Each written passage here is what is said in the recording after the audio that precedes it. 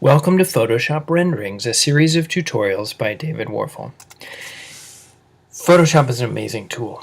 What it's going to allow us to do is take the keys that we did earlier in Microsoft Word, the key storyboards that we did in Photoshop, and blend the best of those worlds into something that gives us even better communication with the director. So I can turn a top-down look into a front view look and move through the show in such a way that those little moments take much more life from start to finish. These will be much better collaborative tools because people can understand what you're talking about better through the images. So at the end of this tutorial, you'll have another document, this time with the storyboards ready to go. Let's go ahead and get started with Photoshop. Alright, let's go ahead and open up Photoshop. Notice that I've got handy my keyboards from the last tutorial, window seat sketch, and the gobos all set to go. We're going to turn these keyboards into storyboards and use the window sketch as the background. So the first thing we need to do is open that window sketch. I'm going to hit Command O for open, and here's the window seat sketch 4. Open it up.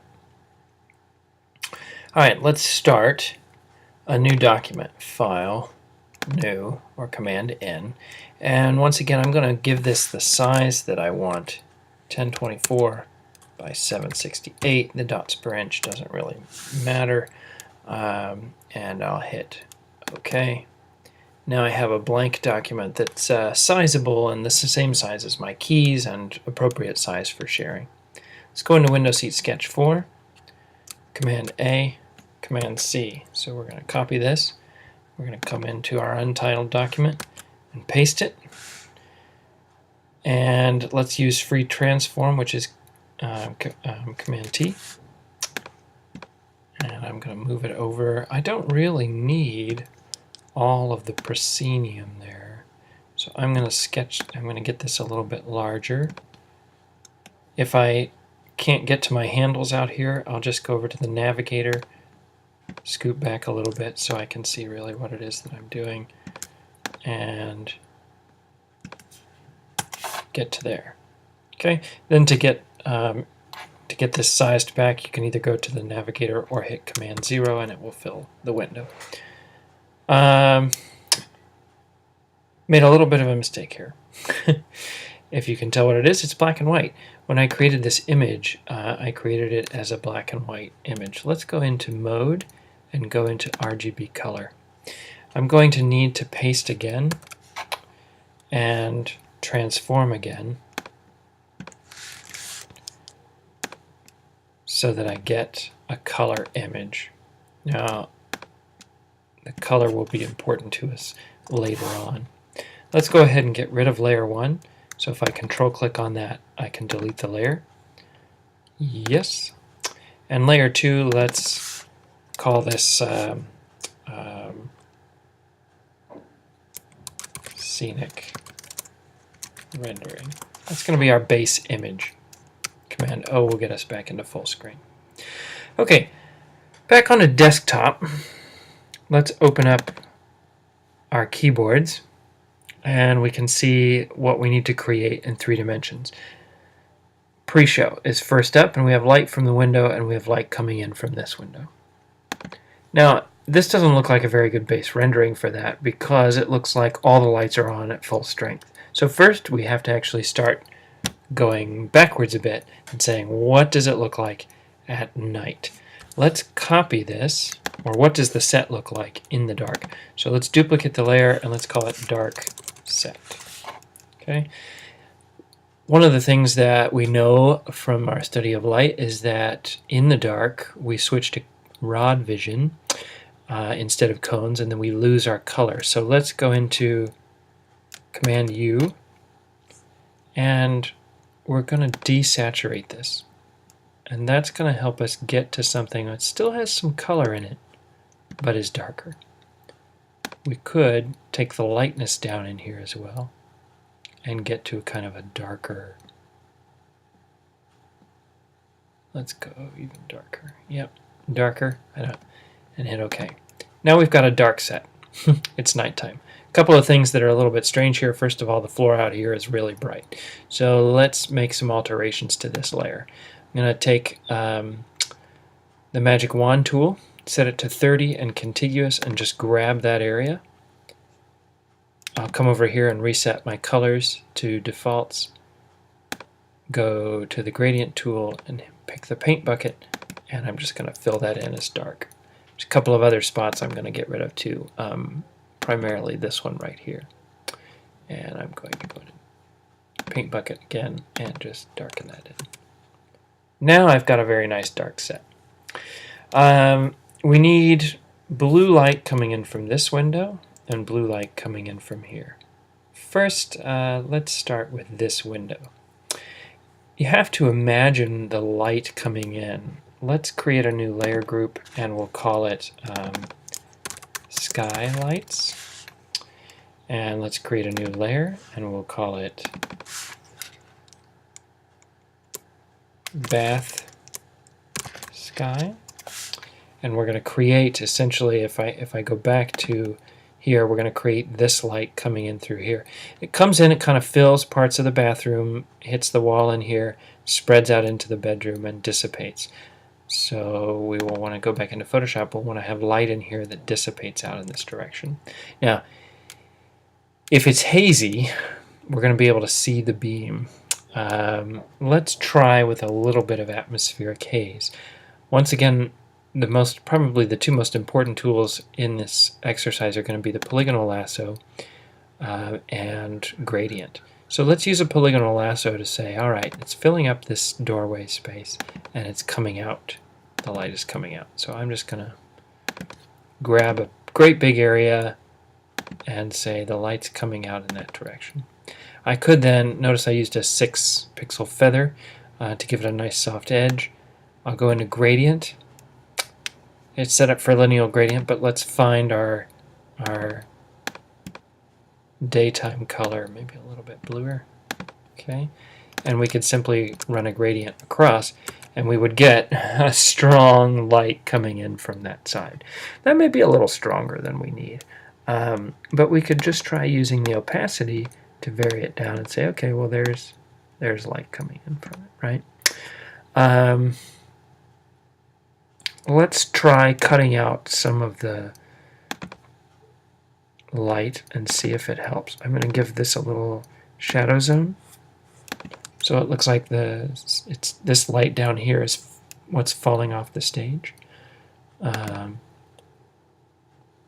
going to cut out the back side of the bed, assuming that that's in shadow as well. We can go back and use our eraser command to put in some shadow underneath. The pillows starts to give it some dimension. That's not too bad right there. Let's Command S, we'll save this because we haven't yet. And let's call out this the window seat, the musical storyboards. And welcome to the ISU train. The other thing that I'm thinking about right now is that this wall right here would be shadowed. So this is okay if we're looking for a beam. And we can see haze in the air. Let's duplicate this layer and call this Bath Sky No Haze. In other words, if there's no haze, we don't see light in the air. All of this would be disappeared. We'd only see it where it hits a surface. So it's not going to hit this wall at all, and it's not going to hit this door at all. So I can cut out all of that. It's pretty much not going to hit anything over here. So I'm just going to go and get rid of all of that. And what happens? Now we have the haze back in here. Actually, it's not going to hit this wall or its information. So it's going to be more like that, right? This is what we're going to see in the space if we're not using haze. Now what we might do is start with that. Let's vary its opacity just a tad so the intensity is not quite so bright. And go into Bath Sky, and let's give it just a tease of light, right? So just a tiny bit. All right, that's one vector. Let's make another new layer, and we will call this layer Window Seat Sky. And we're going to do the exact same thing in some ways. But this light is going to come out, it's going to hit this panel, it's going to filter into the room in that direction. Let's try a couple of different quicker ways of doing this.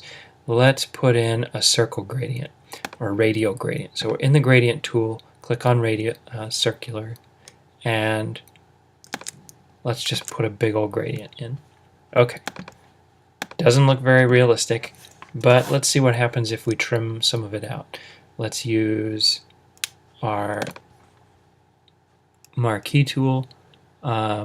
This face is going to be completely dark, so I'm going to cut it out. And there's going to be a little bit of a shadow there, so I'm going to cut that out. Let's just cut that out and see what that does for us. Okay, it's starting to center the light there, right? Let's get rid of this.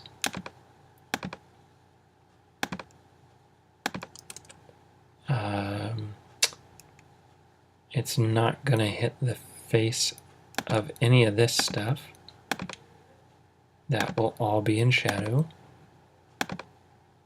So I'm going to start trimming madly here. And it's not going to be on the back side of this bed either. That will be all in shadow. So I'm essentially cutting out anywhere there will be shadow. Now we've got a little more going on. Let's turn this off and see what it looks like. So yeah, there's a nice little hint of light around there. This light on the back of the bed I need to get rid of. There shouldn't be anything there.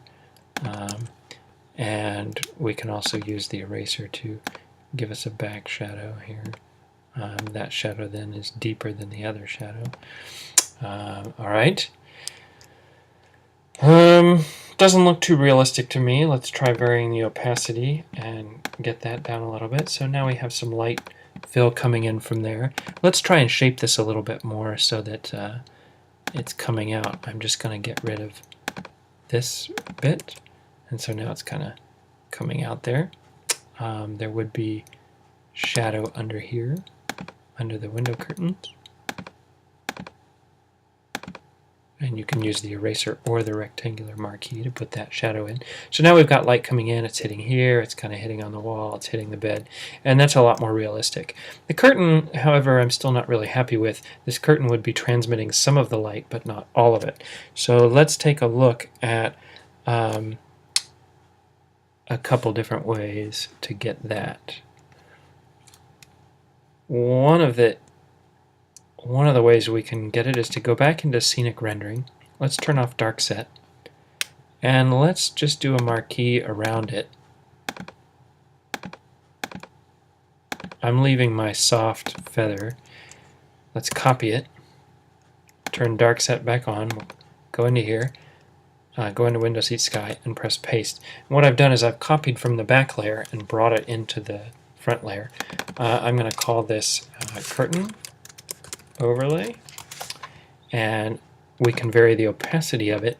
And now, if you see now, the curtain is sort of behind that blue wash. As I do this, it becomes in front of the blue wash, right? But it's still being tinted with the blue. You can do that. If you want to do some texture to it, let's run a filter on it. Let's go to Filter Gallery. Let's do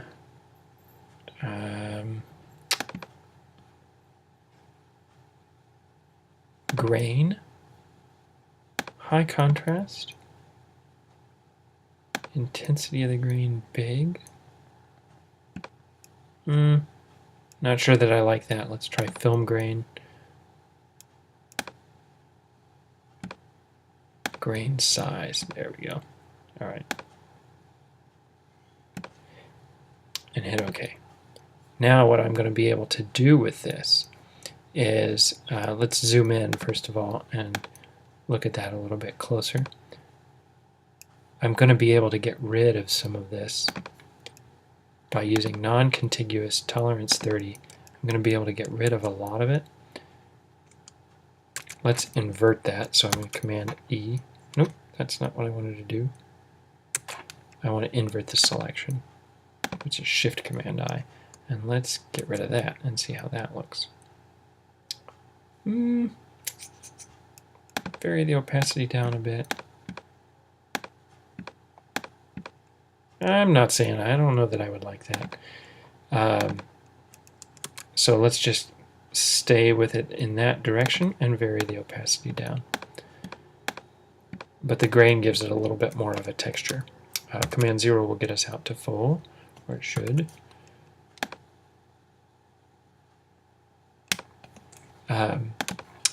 And now we've got the curtain, and you'll notice that that looks a little bit better than the flat curtain behind. So we've got light coming through the curtain. This is the first one. It's more or less complete. Let's go back and check our look. Yep, looks okay. This is in keeping with that pretty well. Here's our pre-show look. So I'm going to save my document. I'm also going to Shift Command S, and I'm going to call this Storyboards 1. I'm going to save it as a JPEG and leave it as a large file, and we're ready to go.